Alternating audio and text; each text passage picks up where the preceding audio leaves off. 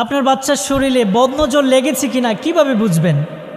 আজকাল দেখা যায় আমাদের বাচ্চাদের বেশিরভাগই বদনজরের কারণে আপনি রাতে দেখা যায় ঘুমাতে পারেন না। ও স্বাভাবিকভাবে সে চিল্লাপাল্লা করে, যার জন্য আপনি তাকে কোনোভাবেই বোঝাতে পারেন না, কোনোভাবেই শান্ত করতে পারেন না। এই বদনজরের কারণে দেখবেন আবার অনেকের শরীরে গোটা ফুটে যায়, কিংবা ফক্স বের হয়, কিংবা সে এত রোগান্ত হয় অকল্পনীয়ভাবে, তাকে কোনো চিকিৎসার মাধ্যমে তাকে সুস্থ করা যায় না। সে সুস্থ হতে দেরি আবার অসুস্থ হয়ে যায়। এমন অনেক আছে। আপনি আপনার বাচ্চার শরীরে বদনজর আছে কিনা কিভাবে বুঝবেন? আজকে ইনশাল্লাহ আমরা সেটা কোরআন হাদিস থেকে শুনবো এবং এই বদনজর থেকে বাঁচার জন্য একটি দোয়া ইনশাল্লাহ আপনাদেরকে শেখাবো। প্রিয় দিনদার মুত্তাকি পরহেজগার ভাই এবং বোনেরা, এই বদনজরটা কিন্তু সত্যি, এটা আপনাকে আমাকে বিশ্বাস করতে হবে। এটা রাসূলুল্লাহ সাল্লাল্লাহু আলাইহি সাল্লামের সময়ও ছিল। হজরতে আয়েশা রাদিয়াল্লাহু তাআলা আনহুকে বিশ্বনবী সাল্লাল্লাহু আলাইহি সাল্লাম এই বদনজর থেকে বাঁচার জন্য ঝাড়ফুঁক করতে বলেছেন, দোয়া করতে বলেছেন। সেজন্য আমাদের বাচ্চাদের শরীরেও বদনজর লাগতে পারে। যদি আমাদের বাচ্চাদের শরীরে বদনজর লাগে আমরা কিভাবে বুঝবো? আমরা সর্বপ্রথমে 7টা মরিচ নিব, লাল মরিচ, আমরা শুকনা লাল মরিচ আমরা নেব 7টা।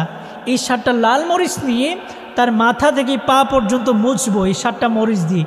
সর্বপ্রথমে এই মরিচগুলো দিয়ে আমরা মাথা থেকে পা পর্যন্ত মুছবো। 7টা মরিচ লাগবে, কিন্তু 7টা মরিচ দিয়ে আমরা মুছবো। মুছার পরে এই মরিচগুলোকে আগুনে জ্বালিয়ে দিব। এই মরিচগুলোকে আগুনে জ্বালানোর পরে এই মরিচগুলো থেকে যদি ঝাঁজ আসে, তেজ যদি বের হয়, তাহলে ওই বাচ্চার শরীরে কোনো বদনজর লাগে নাই, ওই বাচ্চার শরীরে তাহলে কোনো বদনজর আক্রমণ করে নাই। তাহলে আমরা খুব সহজে যদি বলি, ওই 7টা মরিচ দিয়ে তাকে আমরা প্রথমে মাথা থেকে পা পর্যন্ত মুছে দিব, তারপর মরিচগুলো জ্বালিয়ে দিব। যদি তেজ আসে তাহলে বাচ্চার শরীরে কোনো বদনজর নাই, আর যদি তেজ না আসে তাহলে বদনজর আছে। আর যদি বদনজরটা যদি থাকে, এটা থেকে মুক্তির জন্য বিশ্বনবী সাল্লাল্লাহু আলাইহি সাল্লাম আমাদেরকে একটি দোয়া শিখিয়েছেন। ইনশাআল্লাহ এই দোয়া যদি পড়েন, আল্লাহ তাআলা আপনার সন্তানকে বদনজর থেকে হেফাজত করবেন এবং যত মানুষ যাদের উপরেই বদনজর লেগেছে সবাইকে হেফাজত করবেন। বিশেষ করে শিশু সন্তানদের গায়ে কিন্তু এই বদনজরটা বেশি লাগে। যদি বদনজর লেগে যায় তাহলে কি করবেন? এই দোয়াটি পড়বেন। দোয়াটি হচ্ছে আউযু বিকালিমাতিল্লাহিত তাম্মাতি মিন কুল্লি শাইতানি ওয়া হাম্মা ওয়া মিন কুল্লি আইনিল লাম্মা। এই দোয়াটি বেশি বেশি করে পড়বেন এবং ওই নবজাতককে ধরে এই দোয়াটি পড়ে যদি ফু দিতে পারেন, ইনশাল্লাহ তার থেকে এই বদনজরের যেই প্রভাবটা আছে ইনশাল্লাহ কেটে যাবে। তাহলে আমি দোয়াটি আবার বলছি, আউযু বিকালিমাতিল্লাহিত তাম্মাতি মিন কুল্লি শাইতানি ওয়া হাম্মা ওয়া মিন কুল্লি আইনিল লাম্মা।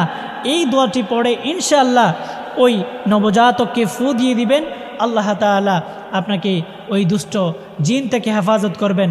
সাথে সাথে সূরাতুল ফাতিহা এবং আয়াতুল কুরসি পড়েও যদি ফু দিতে পারেন, ইনশাআল্লাহ আপনার এই সন্তান থেকে, আপনার সন্তানের কাছ থেকে যে বদনজরের প্রভাব আছে, আপনার সন্তানের উপর যেই বদনজরের প্রভাব আছে, আল্লাহ তাআলা সেটাকে দূর করে দিবেন।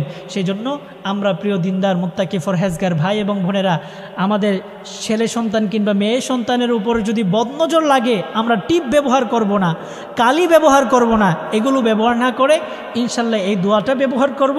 এই দোয়াটা আমরা বেশি বেশি করে করার চেষ্টা করব ইনশাল্লাহ। এবং যারা জানে না, যাদের অসুস্থ এই রোগী আছে, আমরা ইনশাল্লাহ যাদের উপর বদনজর আছে আর কি, ওই রকম মানুষগুলোকে শিফার জন্য এই আমলটা আমরা তাদের কাছে শেয়ার করে দেব ইনশাআল্লাহ।